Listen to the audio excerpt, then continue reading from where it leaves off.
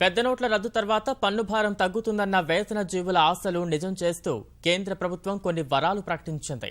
2.5 నుంచి 5 లక్షల వరకు ఆదాయం ఉన్న వారిపై విధించే పన్ను రేటును సగానికి తగ్గించింది. ఇతర ఆదాయ శ్రేణుల వారికి సార్వత్రిక బడ్జెట్ ద్వారా కొన్ని తీపి కబుర్లు అందించిన ప్రభుత్వం మరింత మందిని పన్ను పరిధిలోకి తెచ్చే చర్యలకు ఉపక్రమించింది. అదే సమయంలో రాజకీయ వ్యవస్థ ప్రక్షాళన దిశగా విప్లవాత్మక అడుగు వేసింది. వ్యక్తిగత ఆదాయ పన్ను పరిమితి పెంపుపై ఆశలు ఈ బడ్జెట్లోనూ నెరవేరకపోయినా సామాన్యులకు కొంత ఊరట కలిగించేలా కేంద్ర ప్రభుత్వం కీలక నిర్ణయాలు తీసుకుంది. ప్రస్తుత పన్ను రేట్లకు సంబంధించి యథాతథ స్థితిని కొనసాగించిన కేంద్రం 2.5 నుంచి 5 లక్షల వరకు ఆదాయం వస్తున్న వారిపై పన్ను భారాన్ని సగానికి తగ్గించింది. I therefore propose to reduce the existing rate of taxation for individual assessees between the income 2.5 lakhs to 5 lakhs to 5% instead of the present rate of 10%. This would reduce the tax liability of all persons below rupees 5 lakhs income either to zero with a rebate or 50% of their existing liability. In order not to have any duplication of benefit, the existing benefit of rebate available to the same group of beneficiaries being reduced to 2,500 available only if to the assessees with income up to 3.5 lakhs.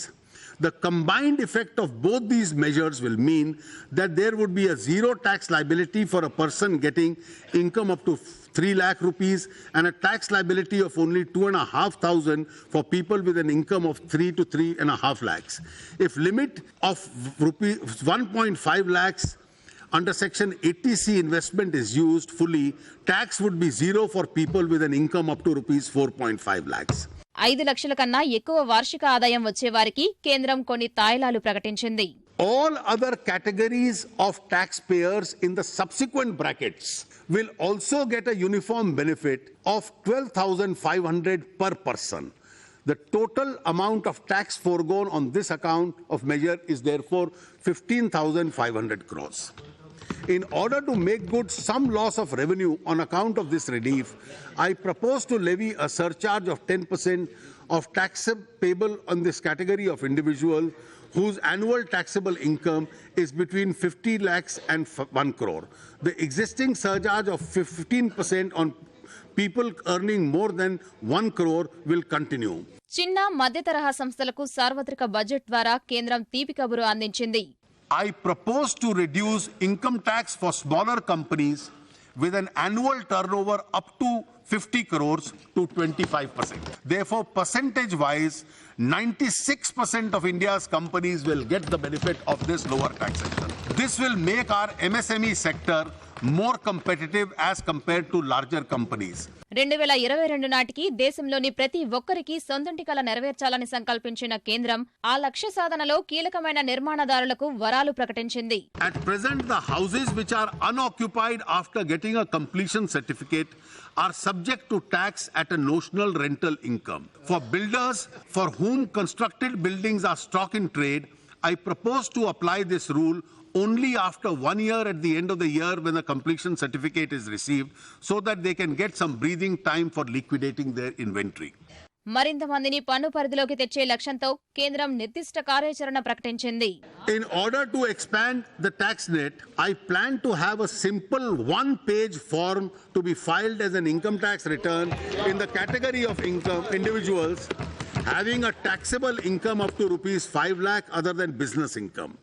Also, a person of this category who files an income tax return for the first time would not be subject to any scrutiny for the first year unless there is some specific information available with the department with regard to any high-value transaction.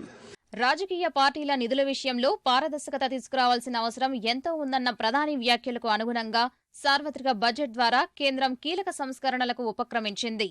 In accordance with the suggestion made by the Election Commission, the maximum amount of cash donation that a political party can receive will be 2,000 from any one source. Political parties will be entitled to receive donations by check or in the digital mode from their donors.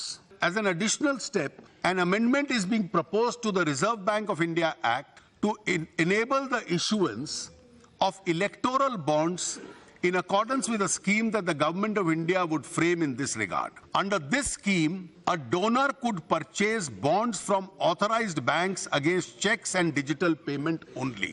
These would be redeemable only in the designated account of a registered political party.